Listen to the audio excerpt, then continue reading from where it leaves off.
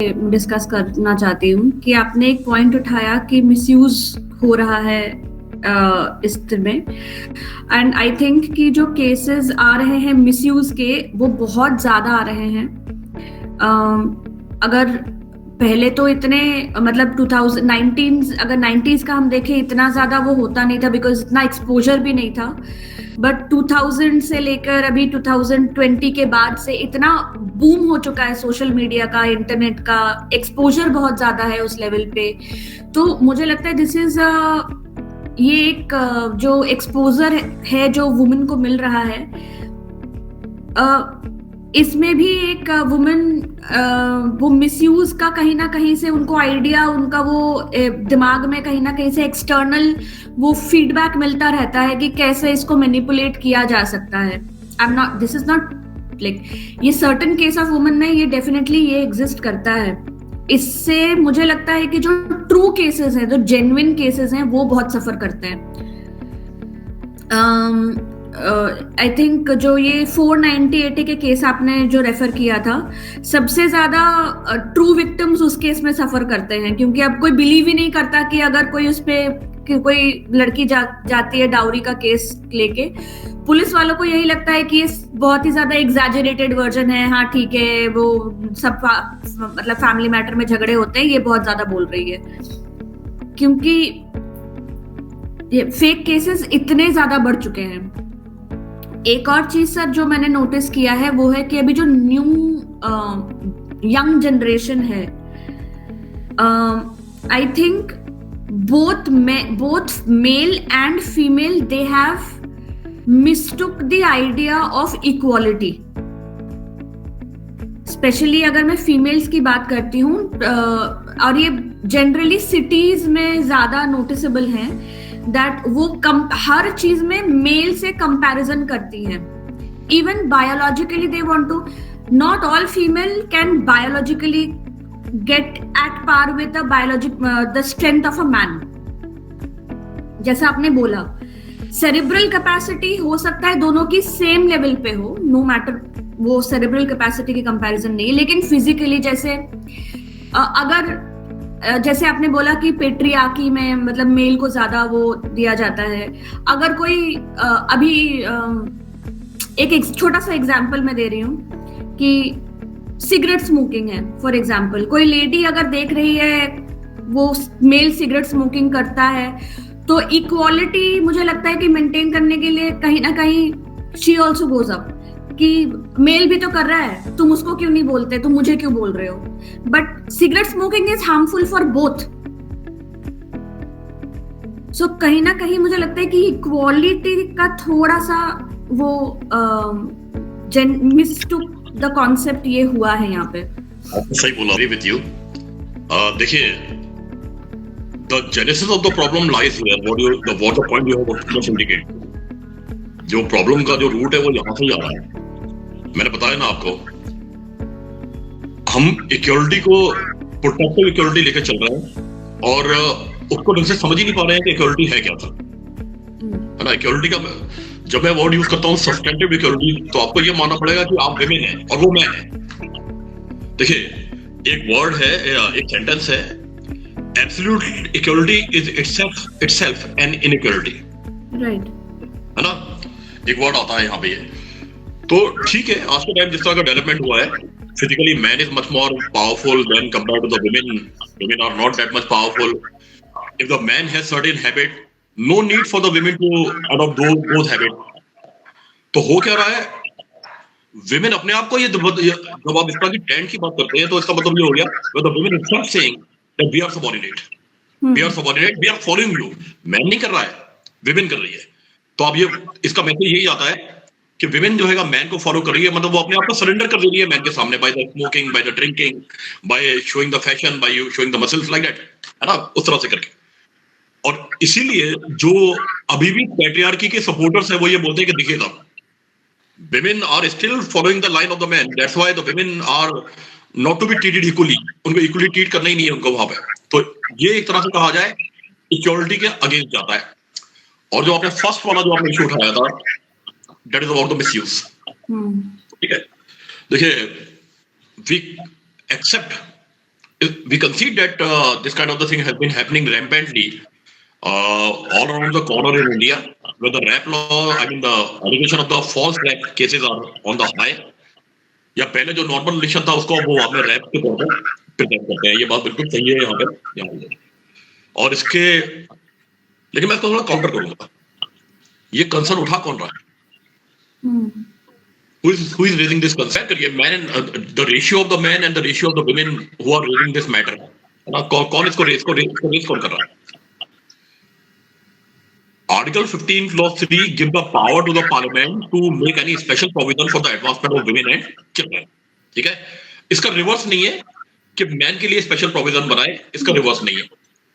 Constitution को बनाने वाली कॉन्स्टिट्यूंट असेंबली थी, वहां पे जो मेंबर्स थे, जो 289 के आसपास के जो मेंबर्स थे, मुश्किल से 10 to 20 फीमेल थी और बनाने वाले सारे मैन थे। उन्होंने ये प्रोविजन आपको यहाँ पे दे दिया उन्होंने करके। अब अगर विमेन ये बोलने लग जाए कि आर्टिकल 15 Clause 3 के तर्ज पे हमें मैन के लिए भी लॉ चाहिए, तो आप क्या कर रहे हो? अल्टीमेटली जो मैन ने जो ट्रेंड सेट करा है, आप इसी को तो फॉलो कर रहे हो ना, ट्रेंड को आप फॉलो कर रहे हो, उसके अलावा कोई नया आइडिया आपके पास में आया नहीं। यानी you are following the old line, पुरानी लाइन को ही आप फॉलो कर रहे हैं आप। तो एक प्रॉब्लम तो यहाँ पे ये आ रही है। अब ऐसे में आप अगर कंपेयर करो the cases misused bye the man in the form of your dowry, in the form of your dowry death, in the form of the bride burning, in the form of the harassment, in the form of the cruelty against the women, आप अगर प्रिपोर्शन निकालोगे तो ये आएगा आपका 90:1। यानी women का जो केसेस जो मिसयूज हो रहे हैं पर 1, 2, 3, 4% से ज्यादा नहीं हो रहे in comparison to the man. अब मैं विमेन के पॉइंट ऑफ व्यू से बात करूं तो यहाँ पे आप कह सकते हैं कि जब मैन विक्टिम बनने लगा तो वो कहने लगा कि लॉ का मिसयूज हो रहा है। हम इसको ऐसे भी देख सकते हैं, अभी तक वो विक्टिम नहीं बन रहा था, डाउरी के नाम पे जो है विमेन को मार के चला जाता था, बर्डन ऑफ प्रूफ विमेन के ऊपर होता था, प्रूव नहीं हो पाता था तो बच जाता था, तब कोई प्रॉब्लम नहीं थी। अब वो खुद विक्टिम बनने लगा है, खुद वही getting the taste of his own medicine, तो वो बोल रहा है कि वो लॉ जो है डिस्क्रिमिनेटरी है। आप इनको इस तरह से भी देख सकते हैं यहाँ पे करके, डिस्क्रिमिनेटरी है, मिसयूज करा जा रहा है, ये सुप्रीम कोर्ट भी मानती है और हम आप भी मानते हैं। लेकिन अगर आप रेशियो देखें, the law misuse by the man is very much higher in comparison to the laws misused by the women, especially in matters of the matrimonial and the rap. अब अगर इनको देखा था, क्योंकि मुझे नहीं लगता कि Indian ladies, you know that Indian ladies have the dignity, they have their own culture, they have, nobody want to be publicized. कोई नहीं चाहता कि पब्लिक में आए मामला, उनके ऊपर वो लगे, तो बाहर आना ही बहुत बड़ी बात होती है। अब ऐसे में मिसयूज करना, तो मिसयूज होता है आपके, although you can say that it is on the part of the women, but उसको एडवाइस देने वाली उसकी माँ है, उसके फादर है, उसके भाई है, उसका लॉयर है, ये लोग एडवाइस देते हैं कि उसको ऐसे यूज करो। तो who has been using in reality the जो है इसको वास्तव में कौन कर रहा है? केवल लॉयर कर रहा है। The lawyer who has the social responsibility of the social engineering, वो काम करवा रहा है, क्योंकि पार्टी के तौर पे विमेन का नाम आ रहा है तो उसके ऊपर लग जा रहा है कि वो मिसयूज करेगा। तो मैं ये नहीं बोल रहा कि मिसयूज नहीं हो रहा है, बिल्कुल हो रहा है, देयर मे बी मैनी, पर उनका प्रोपोर्शन ना के बराबर है ना। This is what my. So we are going to take up the questions now. Please.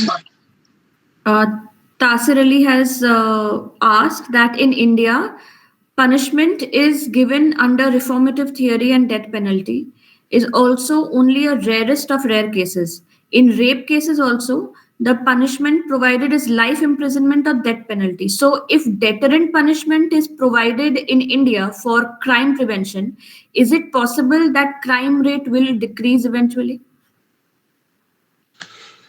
In my opinion, no.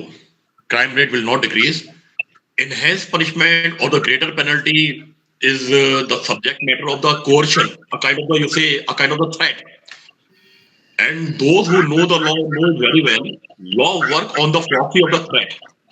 It imposes the threat. You know that the Austin says, law is a command of the sovereign backed by the sanction, the obedience of which is a duty and the violation of which is a punishable wrong. So the law work upon the perception of the threat, that if we will do that act, we will invite the consequence of the harm toward ourselves. That's right. If the person determined that okay, I will bear any harm, then what is the meaning सेवी ने उसके लिए 7 साल का punishment भी वही मायने रखेगा जो 20 साल का रखेगा या लाइफ इम्प्रिजनमेंट का रखेगा, बिल्कुल। उससे कोई फर्क पड़ने वाला नहीं है ना। ये सोच बिल्कुल गलत है कि पनिशमेंट बढ़ा देने से कोई डर जाएगा या ऑफेंस कम हो जाएंगे, नहीं होने वाले। अगर ऐसा होता होता तो आप उनके बारे में क्या बोलोगे? ये सुसाइड बॉम्बर है, बम लगा के बॉडी पे अपने आ रहा है अपने आप को उड़ाने के लिए, उसको अगर लॉ का डर होता है या डेथ सर्टिफिकेट का डर, वो आता कहीं? वो तो मरने के लिए आ रहा है। तो इसी पे आपको मैं एक आंसर देने वाला हूँ इसके अंदर मैं आपको, और ये लॉ से रिलेटेड नहीं है, सोशियोलॉजी से रिलेटेड है। और अभी भी अगर आप देखें, जैसे यूक्रेन और रशिया का वॉर चल रहा है, जैसे आजकल गाजा और इजराइल का मैटर चल रहा है, rape has been used by the government as a tool of suppression, as a tool of dominance. यहाँ पे सोल्जर्स को इंस्ट्रक्शन दी जाती है कि आप जाइए और इसको जो है वहां पे जाकर के विमेन को रैप करिए। जो आपका फॉर्मर यूगोस्लाविया था, जो अब सर्बिया, क्रोएशिया, इंडिया है, सर्बियन फोर्सेस ने राडोवान कराड्जिक, मैं नाम बता रहा हूँ आपको, उनका लीडर होता था Radovan Karadzic. He specially given the instruction to his forces कि जाओ बॉस्निया में, जाओ बॉस्निया की लेडीज के सामने रैप करो, so that our domination over them should be there. क्योंकि उनके उस एरिया पे हमने कब्जा कर लिया है, तो हमने जो है ये, तो इस बात ध्यान रखिएगा, पनिशमेंट को बढ़ा देने से जो है कभी पनिशमेंट कम नहीं होता, जो है इनमें कमी आ जाए ऐसा नहीं होता। वरना हमारे यहाँ टेररिज्म के लॉज हैं वो इनसे भी ज्यादा स्ट्रिक्ट है, तो टेररिज्म खत्म हो जाना चाहिए था। नहीं, वो तो एक बात है कि गवर्नमेंट रिपोर्ट नहीं करती है कि केसेस को, वरना केसेस इतने सारे आते हैं टेररिज्म के, तो लॉ से नहीं होता, ये होता है सोशल एटीट्यूड्स के, ठीक है ना। Okay, so another question is, what steps should the Indian government and judiciary take so that rape crimes are reduced? And what is the loop between law and execution of punishment in India? First of all, you want about the measures, the methods of measures. In my opinion, social sensitization is very necessary. You need to understand, you know that India was a country of the culture. India was a country, I'm not speaking of the law now, I'm speaking about the sociology, है ना, क्योंकि law अलग होता है, sociology अलग होती है, तो मैं लॉ को थोड़ा अलग कर रहा हूँ और सोशियोलॉजी में इसका आंसर दे रहा हूँ मैं आपको। We need the sensitization कि the women of someone is the sister or mother of someone also. And like your sister, like your mother, she's standing at the equal footing. She has her own dignity. She has her own personality. So that's why, as we respect our mother and daughter, we need to respect them also. This kind of sensitization should be, ये चीज government के behalf पे भी आना चाहिए और supreme court के behalf पे भी आना चाहिए, अगर आप सोशियोलॉजिकल पॉइंट ऑफ व्यू से बात करो तो उसमें, ठीक है ना। इंडिया में कल्चर रहा है पहले से, और कल्चर में बोलते थे ना, नारी जो है अपने आप में देवी का अवतार होती है, हमें वो लेकर के आना होगा। ऑल्दो आजकल लोग अथीस्ट हो गए, बहुत से जो है नहीं मानते गॉड को, लेकिन अब मॉरल फैक्टर इज मस्ट, है ना, अब मॉरल फैक्टर इज मस्ट। अगर आप लॉ को या सोशियोलॉजी में मॉरलिटी आप हटा दोगे तो ये इंसिडेंट होता तो बढ़ेंगे। तो दैट्स व्हाई एक था ना आपका जो जूरिस्ट था लोन एंड फुलर, वो ये बोलता था law must be moral internally as well as externally, law moral होना चाहिए and our attitude should also toward the morality, ठीक है ना। तो सोशियोलॉजिकल आंसर तो इसका ये है। अगर आपको आंसर चाहिए तो आंसर ये आएगा, the legislation which our parliament is making must also provide some moral punishment rather than legal punishment. जैसे the victim of the rape will be compensated and will be looked after by the accused, समझना। जैसे rap किया जाएगा वही बंदा जो है उसको प्रोटेक्शन प्रोवाइड करवाएगा, वही उसको जो है आगे उसको जो है इकोनॉमिक असिस्टेंस देगा, उसका ध्यान भी रखेगा और पुलिस उसको सुपरवाइज करेगी, लाइक दैट। कुछ इस तरह की चीजें अगर लॉ में लाई जाए तो हो सकता है कि ये केसेस जो है कम हो जाए, या अब बिल्कुल खत्म तो शायद नहीं हो पाए, लेकिन हाँ ये है कि जो रेट है वो डाउन हो जाएगी इससे, ऐसा मेरा मानना है। तो यहाँ लीगल अवेयरनेस तो चाहिए ही चाहिए, सोशल अवेयरनेस ज्यादा चाहिए, and we need to adhere with our old dictums of the morality. That is the thing.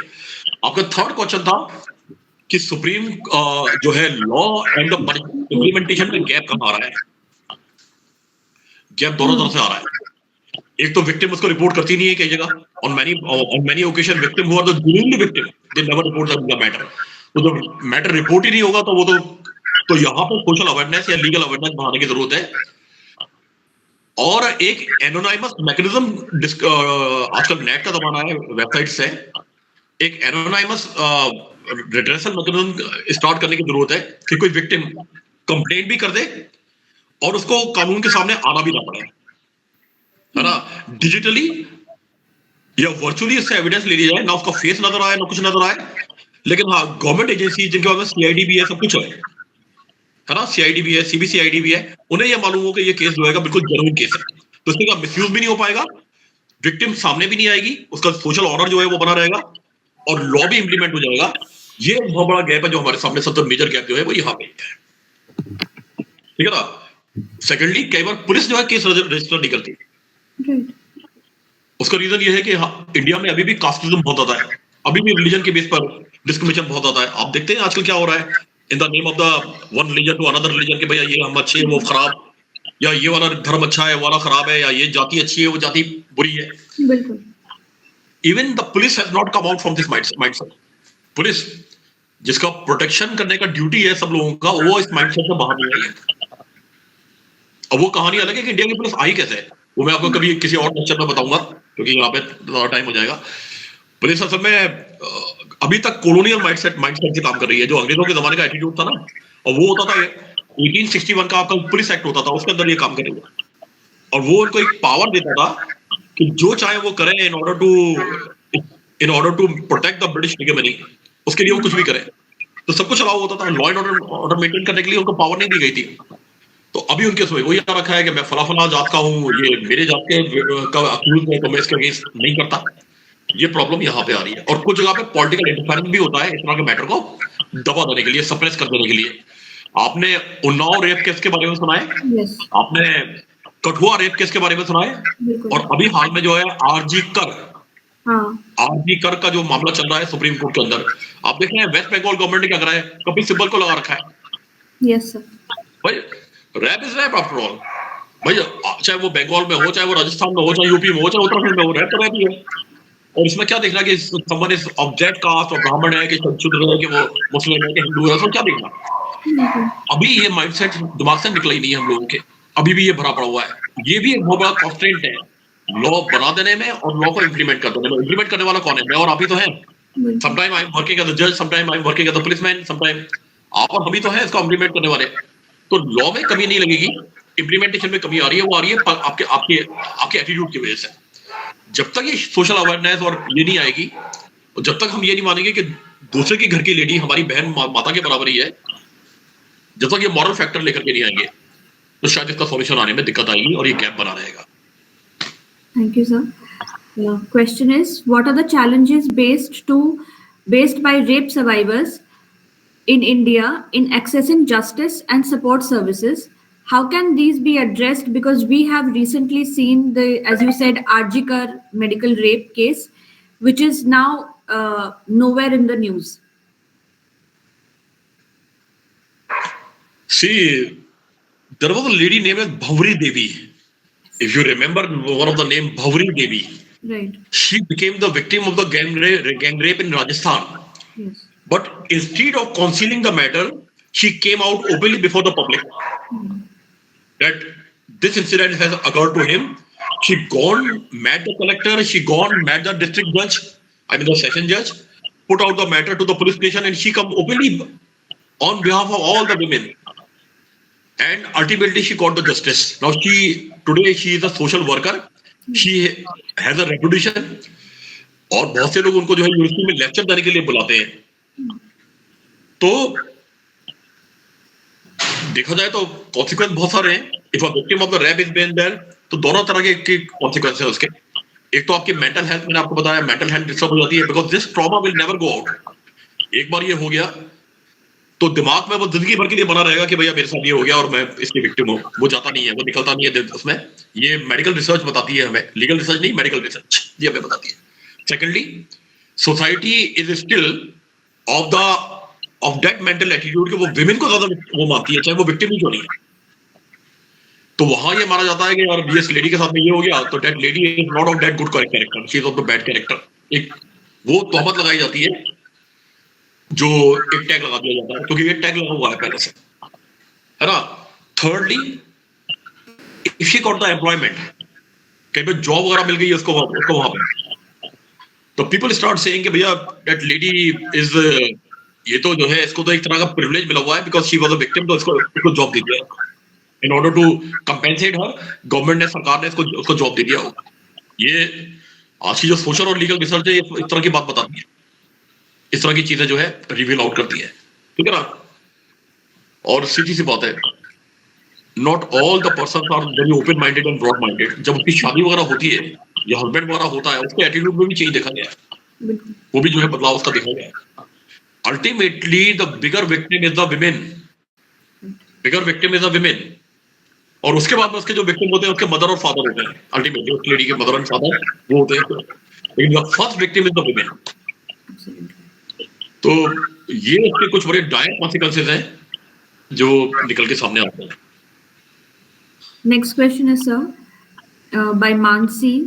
She's asking, what are your opinions on the punishment prescribed under JJ Act? Because in the Act it is expressly mentioned that even if a minor is tried as an adult, he will not be punished with life imprisonment or death. But in cases like Nirbhaya, life imprisonment, I think आपने इसका answer already दे दिया था while you were discussing about this case. Next, what are the challenges? जी हाँ, अगर answer चाहिए तो मैं फिर बता देता हूँ आपको। See, the objective of the JJ Act was different. It was to protect the children from 12 to 18 year of age. क्योंकि आपके आईपीसी में सेक्शन 82 में था ना, the child below the age of the 7 year commit any kind of offense, no liability at all, है ना। Dolly in capex, एक maxim आती है Dolly in capex। और फिर था वहां पे a child committing the offense from the age of the 7 to 12 year. If he understood the nature of the offense, तो liable है, otherwise liable नहीं है।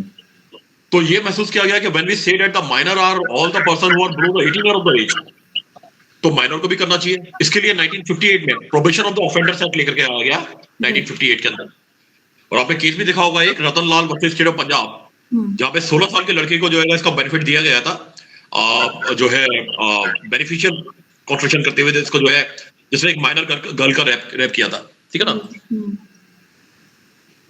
अभी भी प्रॉब्लम यही आ रही है कि a minor is not been develop brain, उसका ब्रेन इतना डेवलप नहीं होता, केमिकल डेवलपमेंट हो रहे होते हैं, बायोलॉजिकल हार्मोनल डेवलपमेंट हो रहे होते हैं। तो because of those development he may not be able, because of the immature brain he may not be able to understand the true nature of the offence. तो इसको प्रोटेक्शन देने की जरूरत है। देखिए प्रोटेक्शन की जरूरत किसको पड़ती है, कुछ भी कर, जैसे आप हैं, मैं हूं, हम सारे लोग जो है अडल्ट हैं, हमें प्रोटेक्शन की जरूरत नहीं है, हम अपनी रक्षा अपने आप कर लेंगे। लेकिन एक 2 साल का बच्चा हमारे दरमियान बैठा हुआ है, वो अपने आप को बचा नहीं पाएगा, तो उसको प्रोटेक्शन देने की जरूरत पड़ती है। तो हमारे यहाँ पे इसका स्टैंडर्ड है 18 ईयर्स। तो ये माना जाता है कि 18 ईयर से नीचे वाला जो जितने भी बच्चे हैं वो सब बच्चे हैं, यानी वो माइनर है और वो इमैच्योर है, तो इन्हें प्रोटेक्शन दिया जाए। तो रूल यही है अभी भी। After the amendment, after the 2015 new law, the juvenile justice act, अब ये कर दिया गया है वहां पे, if the boy is of the age of the 16 to 18 year and he understood what he did, तो उसको तो अडल्ट की तरह पनिश करा जाएगा। लेकिन इससे नीचे का आदमी, इसके नीचे का लड़का अगर ये काम करता है तो उसको जो है उसको child in conflict with the law माना जाएगा, उसको ऐसे पनिशमेंट नहीं दिया जाएगा जैसे कि एडल्ट को दिया जाता है, ये माना जाता है। It's a legal protection to the children, ये लॉ की स्कीम है बच्चों को प्रोटेक्शन देने की। अब जो क्वेश्चन आपने किया है उसमें ये हो रहा है कॉन्फ्लिक्ट ऑफ इंटरेस्ट। एक तरफ इंटरेस्ट है विमेन की डिग्निटी का, एक तरफ इंटरेस्ट है चाइल्ड की प्रोटेक्शन का, ये आप आपस में कॉन्फ्लिक्ट कर रहे हैं। अब ऐसे में डिपेंड करता है कि किसको, तो चाइल्ड को तो आज की डेट में आप पनिश नहीं कर सकते, कोर्ट भी पनिश नहीं कर पाएगा। द रीजन, लेजिस्लेशन मना कर रहा है कि आप उसको पनिश मत करिए, उसको जो है रिफॉर्मेटिव होम में ले जाइए, जेल में डालिए, तो कोर्ट भी उसको पनिश नहीं कर पाएगी। हाँ, 16 ईयर का एक्सेप्शन आ गया है, वो अगर इस तरह का ऑफेंस कर रहा है तो पनिश कर दिया जाएगा। तो यहाँ पे कॉन्फ्लिक्ट ऑफ लॉ हो रहा है, it's a conflict of the law या कॉन्फ्लिक्ट ऑफ द इंटरेस्ट, यहाँ पे ये हो रहा है। तो अगर ये कॉन्फ्लिक्ट बढ़ता है तो हो सकता है पार्लियामेंट को जो है आपके जेजे एक्ट में अमेंडमेंट करने पड़ जाए इन द कमिंग टाइम, क्योंकि आईपीसी की स्कीम हुआ करती थी 12 ईयर तक, 12 ईयर के बाद में कोई प्रोटेक्शन नहीं होता था। If this kind of the cases will on the surge, I think in the coming time you will see further amendment in the JJ Act making liable the children above the age of the 12 year. It is my opinion. Yes, Kavi sir. ठीक है sir. Right. Again, there is a question on what are the challenges faced by the electronic records and technology during investigation by the police department and forensic in related to such rape cases under the BNSS or BSA.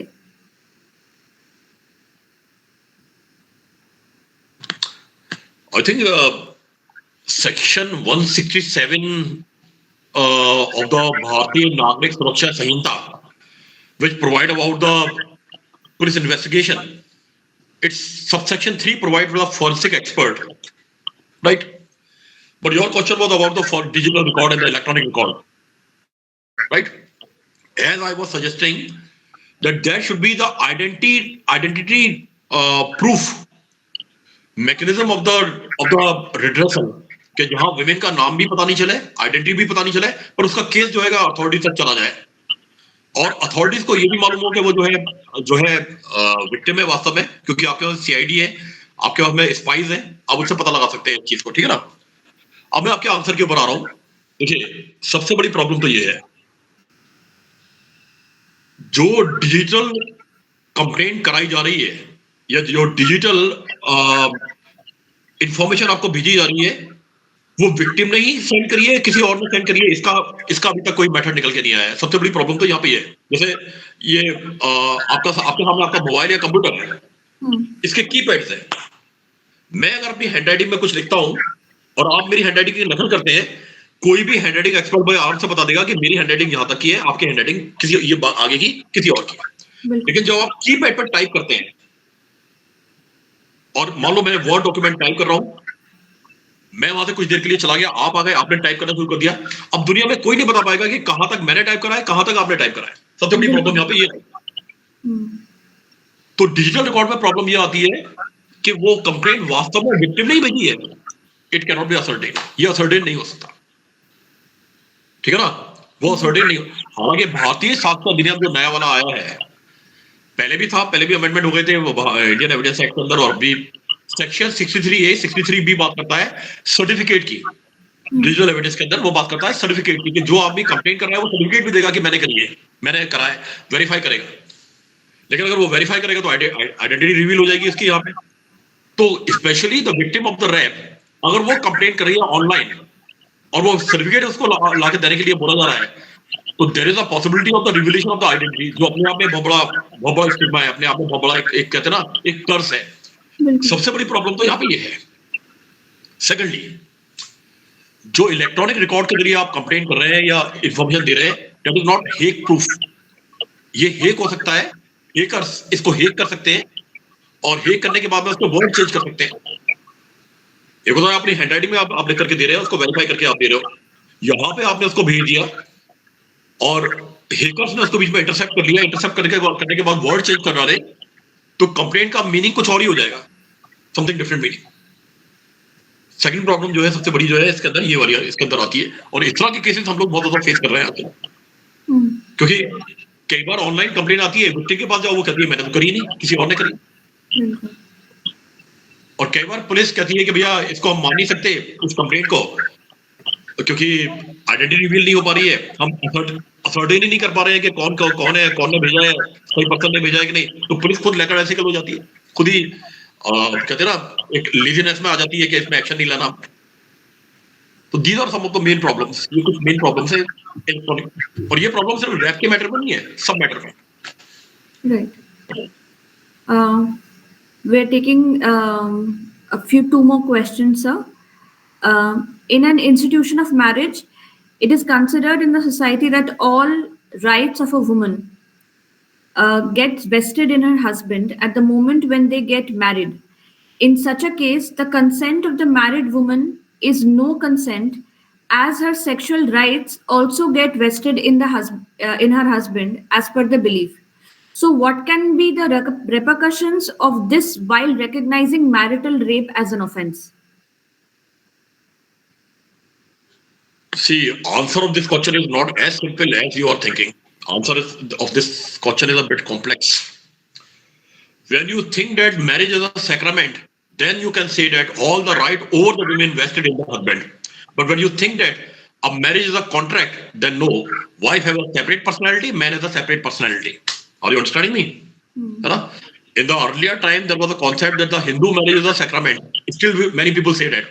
Now, what is the meaning of the sacrament? A man of the 80 year, if he has been married with a girl of the 80 year, she has to surrender herself before the man. That was the concept in the name of the sacrament because she was not allowed to ask anything, say anything against the husband. In the daytime, when she will wake up in the morning, she will touch the feet of the old husband, incapable husband. And although she is young and the husband is old, she will bear all the trauma, all the desires because the husband is not capable enough to do it. That's true. So that kind of the thing was there earlier. And it was considered till the inception of the Hindu Marriage Act 1955 that a marriage is a sacrament, and that's why all the right over the women vested in the husband, and wife is a slave of the husband. कहते हैं ना दासी है husband मैं तो पति की सेवा के लिए हूँ पति परमेश्वर है ना पत्नी परमेश्वर नहीं बोला गया है पति परमेश्वर पहले ये माना जाता था but now after the commencement of the Hindu Marriage Act 1955 now Hindu marriage is also a contract. And in the contract, both the parties have the separate legal status. Hmm. So this is very bad to say that husband has now in the modern law has all the rights vested in the husband over the personality of the wife, over the body of the wife. He can use them at his will and whim. No, this is incorrect. And because the wife has a separate personality other than the husband, she has the right of dignity even against the husband. She can ask not to use her like a toy as a means of the enjoyment. Yes. Getting me? आ रहा है मेरी बात समझ में? Yes. तो आज ये बोलना गलत है कि आज के टाइम पे वाइफ नहीं बोलेगी कि भैया मैं तुम्हारी दास आज नहीं है आज वाइफ का स्टेटस अलग है होता था कभी जमाने में इसमें हस्बैंड का राइट होता था वो जो चाहता था वो करता था बिल्कुल. उसी का अंजाम निकला गया वो सती प्रथा वगैरह जैसी चीजें चल गई हाँ. उसी का इस काइंड ऑफ द थिंग्स आज के टाइम पे ऐसा नहीं है आज के टाइम मुस्लिम मैरिज भी जो है कॉन्ट्रैक्ट है और हिंदू मैरिज भी कॉन्ट्रैक्ट है हाँ. आज के टाइम और कॉन्ट्रैक्ट में वाइफ का स्टेटस अलग है बिल्कुल. ना ये बात एक तो अच्छी तरह समझ में आ जाना चाहिए अब क्योंकि वाइफ का स्टेटस अलग है तो yes the concept of the marital rape है द लेजिटिमेसी बिल्कुल उसकी लेजिटिमेसी है या तो आप पुराने वाले सिस्टम में चले जाओ यहाँ पे सेक्रेटरी की बात करी जाए हाँ. कि भैया वाइफ जो है कि दासी है तब तो ठीक है तब तो लाइक अ स्लेव पूरा राइट है इसका तो that's not I personally believe that, and of course, many others believe that women, as it needed in the time, to participate as equally with shoulder to shoulder to the man, or even something more than that, in the family building. तो जितना liability man के ऊपर आता है उतना women के ऊपर आता है जितना राइट मैन को आता है उतना राइट विमेन को भी आता है ठीक है ना Okay. तो ऐसी सिचुएशन में wife has all the claim all the right claim कि भैया उसका रैप किया है इसके हस्बैंड ने क्योंकि उसके विल के अगेंस्ट वो थक के आ रही है काम करके आ रही है रात को सोना चाहती है उसको अपनी हस्बैंड को अपनी डिजायर पूरी करनी है उसके ऊपर करके बिल्कुल. तो ऐसा नहीं चलेगा ऐसा that's why now we need to personalise in the personal matter also the rape is to be recognised और ये रिकॉग्नाइज करा जा रहा है ऑल्दो इसमें अभी कुछ इश्यूज हैं लीगल इश्यूज हैं कुछ जो भी सॉर्ट आउट नहीं हुए लेकिन आगे चलके आपको दिखेगा कि ये आ जाएगा इसका Okay, thank you, sir. We come down to the last question. Despite Dhruv Rawat has asked this question.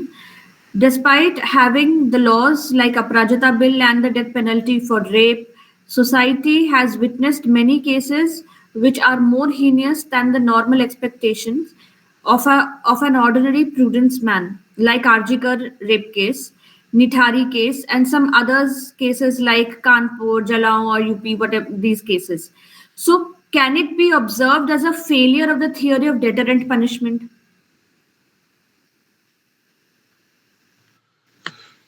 Partially correct. The question of yours is partially correct. Yes, deterrent theory in the matter of those heinous offenses is often face the failure, and that is a failure. As I gave the example a little earlier when I said that when a suicide bomber wearing the bomb upon the body coming to blast himself, no law can prevent him. The law shall be the absolute failure. Only the physical prevention method or mechanical prevention method will work. That's why, as I said earlier, and I'm repeating again and again, law itself is not the solution of the problems.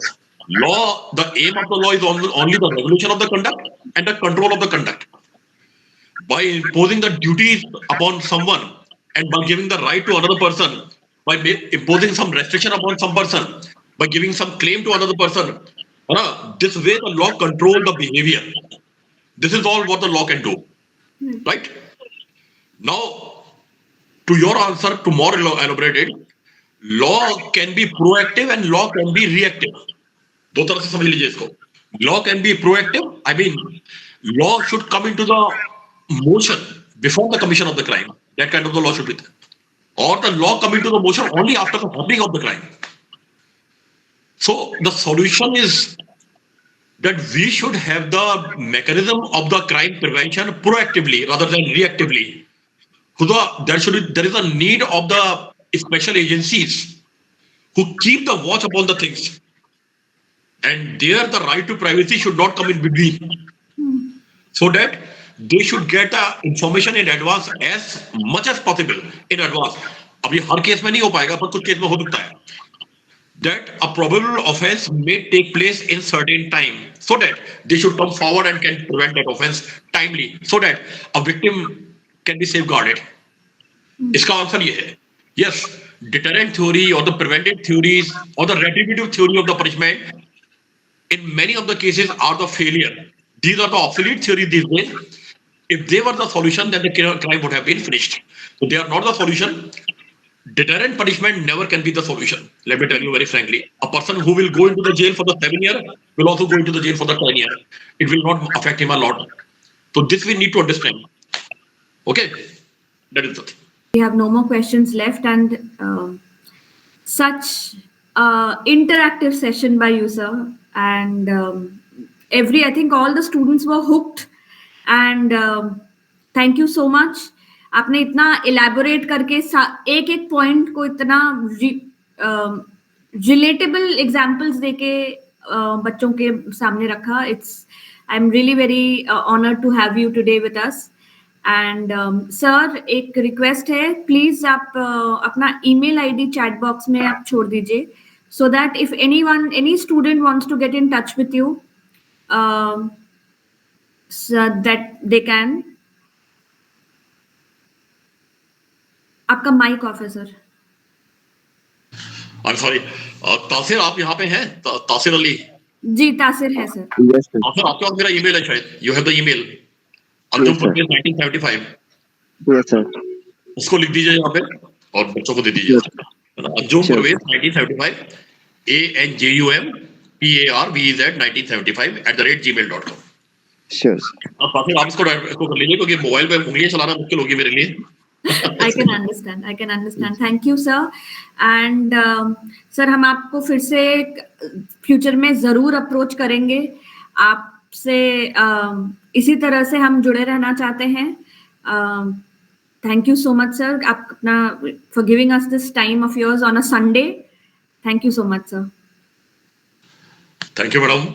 और आपने मुझे बुलाया, अच्छा लगा मुझे भी. आप लोगों से बात करके मुझे भी अच्छा लगता है.